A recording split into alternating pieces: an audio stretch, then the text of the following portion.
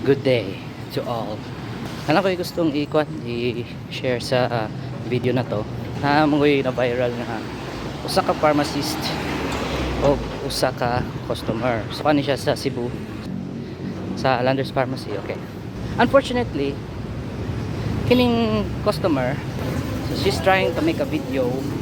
She's trying to prove herself na she's right and tries to shame on those pharmacists. So nag-post siya sa social media and it became viral.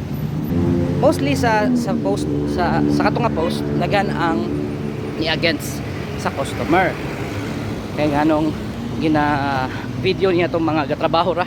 Og sa sitwasyon po sa mga pharmacist, ilara pong i-explain ilang part nga hindi siya pwede kay kanang kailangan resita. So kung nga resita prescription sa doktor, magagi kag doktor siya pa-approve, then imo i-present dito nga mo niyang prescription, then tagaan kag tambal.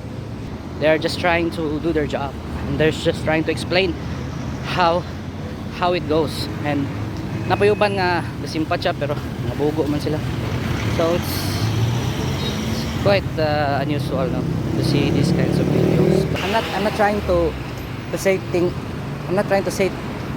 something to the customer, no? But she's kind of she's just trying to take advantage to us na makapalit siya to, bypass the rules or something. So better knock your mind and better try to get things okay. So kung dili madawat sa pharmacy, then try to look for some pharmacies who can give you that opportunity. Push your luck. Pero mostly sa mga pharmacy ngayon na naginay rules. You always need to understand na there is a prescription, so reseta.